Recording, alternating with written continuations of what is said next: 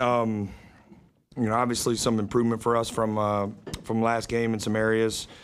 I think, again, the first game is such a unique game, and, we didn't quite get to put on display the growth we've made in certain areas, our connection defensively and stuff like that. I thought this was much better. Certainly, the thing that sticks out the most is the performance by Bruce. And, you're just so happy for him because he deserves it. He earns the right to play at such a high level with the way he approaches, practice and individual work every single day, the way he takes care of himself from recovery and nutrition. He's just, he's a pro's pro in that regard. So he's earned the right to play well. And he certainly was a huge part of our success offensively. But I think aside from turnovers, and would like us to be a little more aggressive on the offensive glass, just really good chemistry, connection, ball moving against a team who traditionally is one of the best, one of the top kind of 50, 60 teams in the country at forcing turnovers. We got to get better at that, but give them a lot of credit because they're ultra aggressive, in gaps, and you see it in their steal numbers, and certainly we got to be better in that area, but don't want to take away from a team who I think is going to have a really good year. So with that, Adam, he always likes to start with you, so you go ahead, man. Sorry. The stretch that Bruce had to close the first half, I asked him about it, and he said that he knows how important momentum is going into halves, and they had kind of cut into the lead a little bit. He had 7 in 37 seconds. What kind of growth does that show? Like, I feel like we've talked about so many things about Bruce, but like that he recognizes in that moment and then puts it on his shoulders like, all right, I got to go out and get some points, so they don't feel like they have momentum going into the half. We have a saying in our program, be your best late, and part of that is ending halves because momentum, shifts. And so they seized some momentum, and we kind of took it right back to close out the half. And, I think that was really important, that stretch. And there was another stretch after we had a few turnovers in a row where I kind of, pulled them aside and said, hey, I need you to settle us here. The ball, you got to find the ball, and you got to, be a great playmaker. And obviously he did that. So it's certainly, there's such a trust level, I think, there for not just between me and him, but between him and his teammates that is really beneficial for us, certainly. But when Junie had the turnover, he threw the ball back up court and they went full length, and you called the timeout and you went and talked to Bruce. What in that moment, what did you say to Bruce, and why was it important for you to talk to him when he wasn't anywhere near where that turnover happened? Well, I think sometimes you talk through, some of your best players to deliver a message to your team. And also in that moment, I told him, we need you involved more, because that was part of a stretch, I think, where we had turned it over a few times there in a row. So, and it's not exclusive to him. I got high-level trust in all of our guys, but, his experience in those moments is really valuable for us. And, I think I'd be a fool not to lean on it, when we go multiple possessions without getting a shot. Jake, from last year to this year, it looks like you guys have more or less cut out the mid-range shots, period. I think against IU Indy, you had 2 of them today. It looks like you had 4 or 5. Was that something going into this summer? It was from an analytical standpoint, we're going to get it to the basket or we're going to shoot threes. Is that something you've been kind of pounding since the summer? And yeah, just kind of the reasoning and your thought behind that. Yeah, I think I'm not, one of those guys who's a no mid-range shot ever. But I do think there's some truth in the analytics, especially when you have a team full of so many capable three-point shooters. The way we're playing with 5 out more often opens up the paint more as well. Last year we had multiple guys who couldn't shoot on the floor at one time. So that, teams forced us into those areas. Now, we're able to get a little deeper because you can't clog it as much. And so, yes, to answer your question, yes, some of that is by design, and our guys are just bought in at not forcing tough shots right now because we have so much offensive firepower. And, we started off the summer with a little bit higher volume of mid-range as we got to know each other and we built that chemistry and guys got comfortable playing at the pace and the space that we want to operate with. Those numbers went down dramatically, and it's been great that it's carried over. There's going to be teams that are going to try to force us into some of those. But I think our guys trust each other at a high level that we can keep working it to get another shot. Now there's times as clock winds down where you got to trust guys to make a read and make some of those. But we certainly want to attempt more 3-point field goals this year than we did last year. It's part of how we want to play. I know this summer you said that, you know, you love to coach Amari, that you can coach him hard, that he likes to be coached hard. We've been to a couple of the open practices. We can tell you're coaching him hard. He had that play in the corner, that defensive play where he forced the guy to step out of bounds when he was pivoting and trying to get away, and he was able to kind of wall up and force him out. I guess what was your reaction to that play, and how much progress has he made since when he got to campus to now being able to guard at the college level?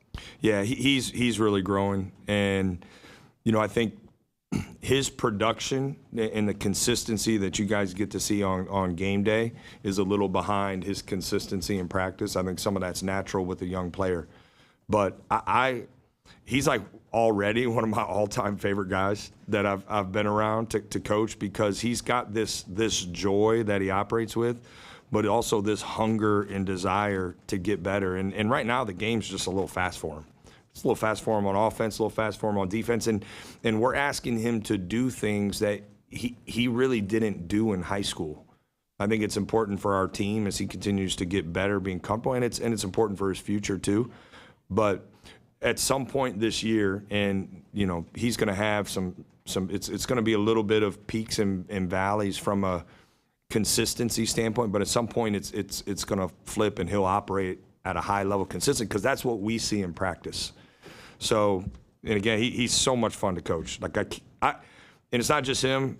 I love coaching this team. I really do, and he's just one example of the quality of young people that we have on our roster.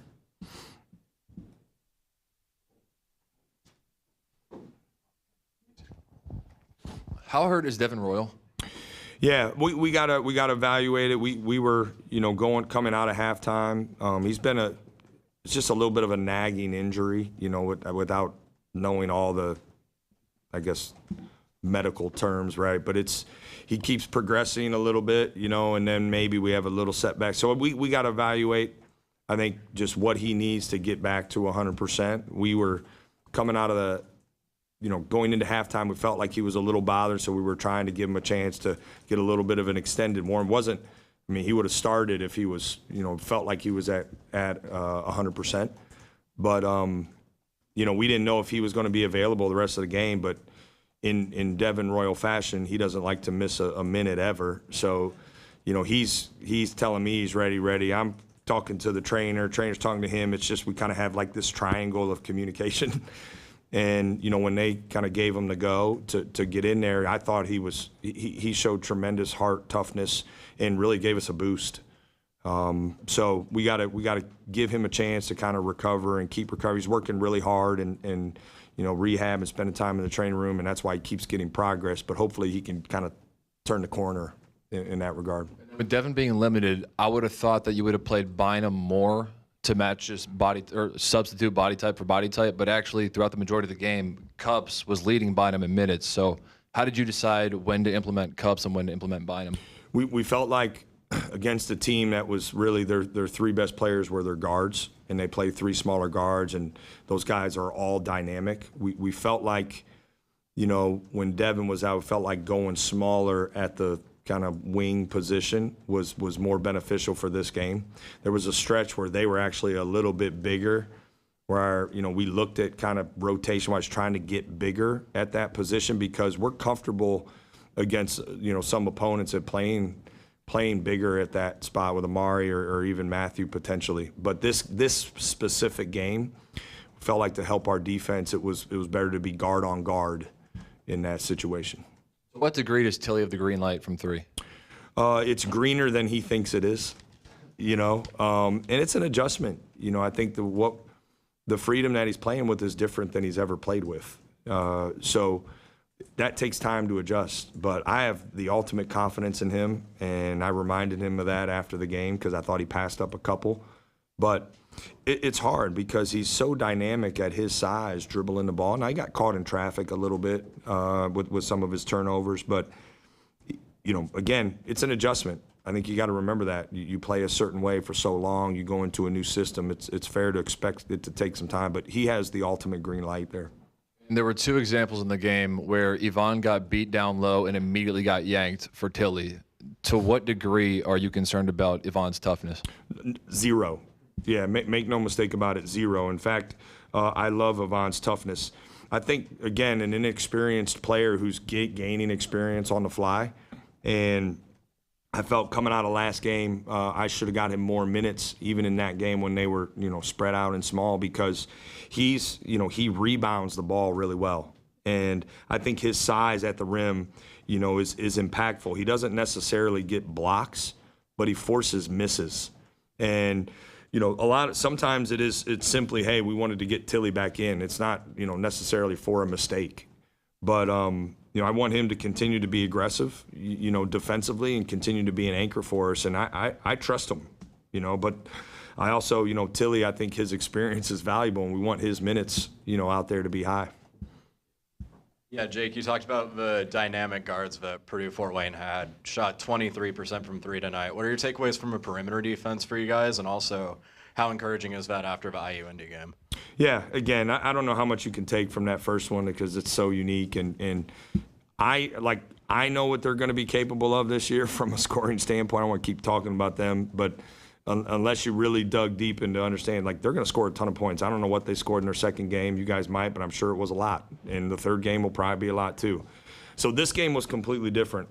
Our game plan going into this was to really protect the paint, be gapped up. Last game, we got too extended, right? So this game, we had to be gapped up better, support each other more in those areas. I thought our guards executed that well. We felt like their strength was getting in the paint. We got to do a better job staying down. We went for some of their shot fakes in the paint. They got angles, around us to finish. So we got to continue to grow in that. But we felt like their guards, it would be hard for them to really beat us from three. But if you let them get straight line downhill, it would be really problematic. I know it was a completely different game, but one similarity I noticed, they made their first 7 shots tonight. Last game, I think they made their first 7 or 8. So how important is it for them to be able to start so hot? You're talking about us, right? Yeah. Yeah. I hope we can keep that going. That's very nice to have. I think our guys are playing with a ton of confidence, and the connection they have and the way the ball pops. I think especially to start a game, we want to start with great pace, full court, half court. I love the confidence that we're playing. We have this collective confidence offensively that's really good. And I think, we've been able to, when we see the ball go in, it's almost contagious. Like one guy makes a shot and it becomes contagious. So hopefully we can keep that going, and it's going to be important as the season progresses to be able to start well, both offensively and defensively. But yeah, I didn't realize that on the fly. That helps certainly.